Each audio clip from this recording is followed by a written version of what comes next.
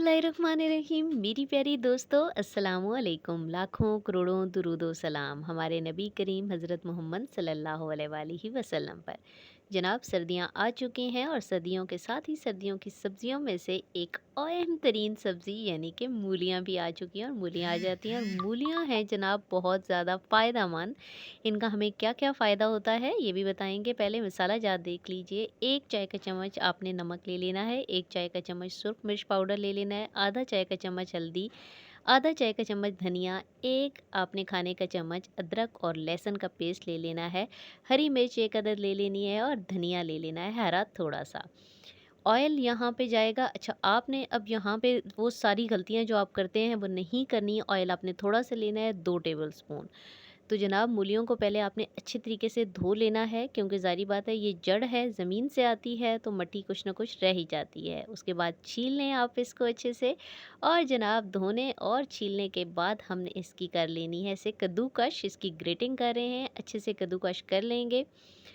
आप एक बात याद रखिए कि मूली के अंदर होता है कैल्शियम बहुत ज़्यादा। जो भी सफ़ेद रंग की सब्ज़ी है, सफ़ेद रंग की, उसके अंदर कैल्शियम होगा। तो इसलिए अगर आपको दूध पसंद नहीं है तो मूली खाइए जनाब, मूली के पराठे खाइए। आज की रेसिपी देखिए। तो ये देखें, कद्दूकस होके आ चुकी है मूली आपकी। मूली में और कौन-कौन से फ़वाइद हैं, साथ-साथ आपको बताते जाते हैं। तो चलिए रेसिपी की तरफ चलते हैं। बिस्मिल्लाहिर्रहमानिर्रहीम। कढ़ाई के अंदर हमने डाल लिया है जी ऑयल। और ऑयल आपने यहाँ पे ज़्यादा नहीं डालना, वरना बाद में आपका पराठा जुड़ता नहीं है और मसाला अच्छे से नहीं बनता। सिर्फ 2 टेबल स्पून आपने लेना है। और अगली बात ये है कि इसके बाद आपने इसके अंदर इसे थोड़ा सा गर्म होने देना है और इसमें अदरक लहसुन का 1 खाने का चम्मच जो पेस्ट लिया था उसको आपने अच्छे से भून लेना है। अदरक और लहसुन दोनों में एंटीऑक्सीडेंट्स भरे हुए हैं, तो जनाब ये हमें बहुत सी बीमारियों से महफूज रखते हैं। आजकल की जो अजीबो-गरीब बीमारियां निकल आई हैं, तो अगर हम ये नेचुरल चीज़ें खाएंगे तो इंशाल्लाह ताला हम फ़ायदे में ही रहेंगे। जंक फूड को छोड़िए, इन चीज़ों पर आइए, अपने पराठे खाइए, अपने पंजाबी कल्चर के साथ जुड़े रहिए। तो जनाब, थोड़ा सा इसे भून लेने के बाद जब इसकी खुशबू निकलने लगे तो अब आपने कद्दूकश की हुई मूली को डाल देना है। एक मूली हमने ली है और एक मूली से बनने वाले मटेरियल से नॉर्मल दरमियाने साइज़ के आपके 3 पराठे आराम से बन जाते हैं। तो 3 लोग खा सकते हैं आराम से। तो आपके घर में जितने लोग हैं उस हिसाब से आपने मूलियाँ ले लेनी है और मसाला जात भी एडजस्ट कर लेना है। मूली को आपने भून लेना है और हमने कद्दूकश करने के बाद इसका पानी नहीं निकाला, नहीं निचोड़ा, क्योंकि उसी पानी में आपकी मूली ने बनना है, उसने गलना है। तो जनाब, पहले आपने लहसुन अदरक के साथ इसे अच्छे तरीके से भून लेना है। जब आप भून लेंगे तो उसके बाद आपने इसके अंदर मसाला जात डाल लेने हैं।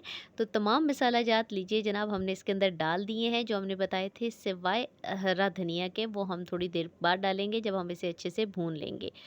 अच्छा, यहाँ पे मैंने आपको ये बताना है कि मूली जो है वो बहुत अच्छे एंटी डायरेटिक है, सॉरी, यानी कि पेशाब आवर है।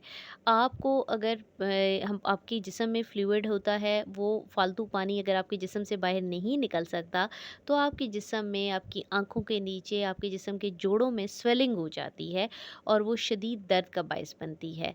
तो मूली अल्लाह ताला ने डायरेटिक रखी है, यानी पेशाब आवर है। जब आप नोट किया होगा कि जिस दिन आप मूली खाते हैं तो आपका पेशाब जो है वो बहुत अच्छे तरीके से आपको आता है।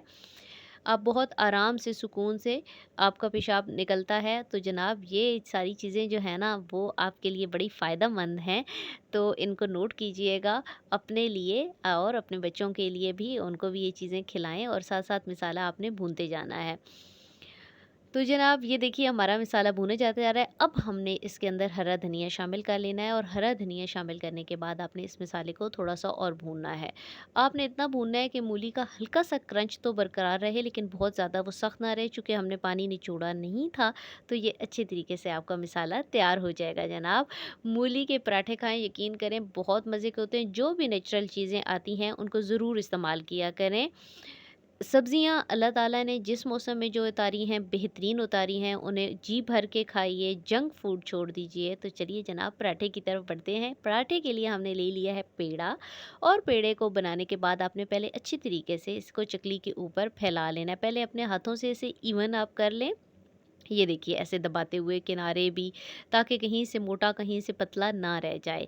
ये देखें, ये एक इवनली हम आपको एक एक स्टेप करके दिखा रहे हैं। हम इतनी मेहनत आपके लिए कर रहे हैं जनाब, तो आप भी थोड़ी सी मेहनत कर लेना। हमारी लाइक कर दीजिए हमारी वीडियो को, और सब्सक्राइब कर दीजिए हमारे चैनल को अगर आप चैनल पे नए हैं तो।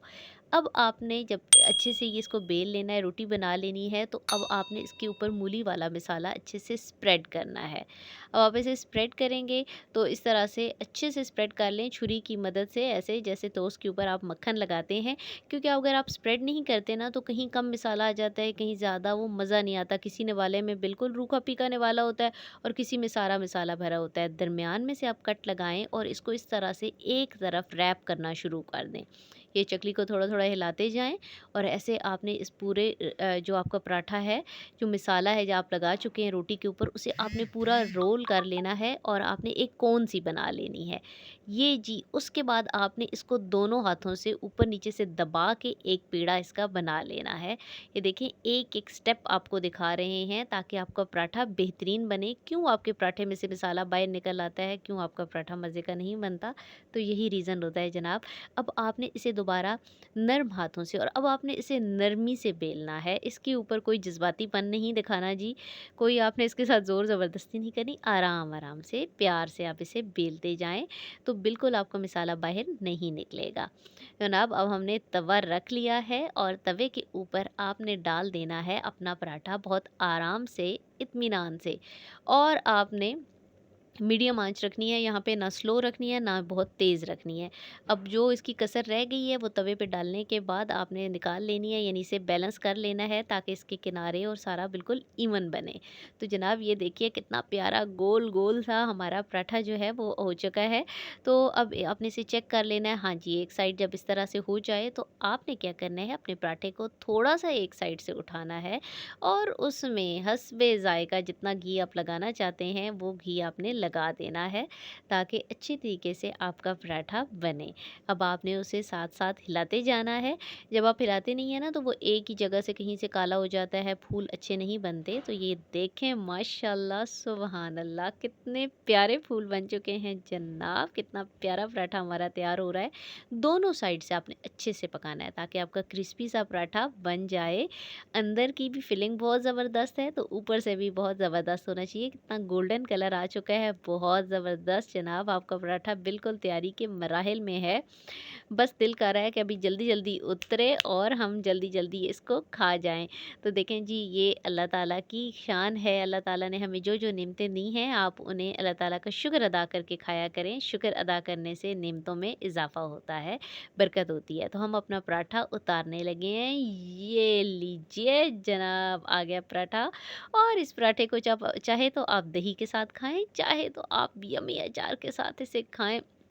बहुत ज़बरदस्त है, मेरे मुँह में पानी आ रहा है। आप में से किस-किस के मुँह में पानी आ गया है, कमेंट्स में ज़रूर बताइएगा।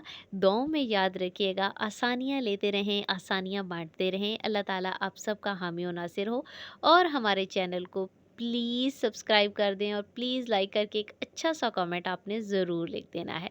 तो ये आगे आपको दिखाते हैं जी, हमने ज़रा अपने पराठे की कटिंग भी कर ली है, इसको थोड़ा पिज़्ज़ा टच भी दे दी है।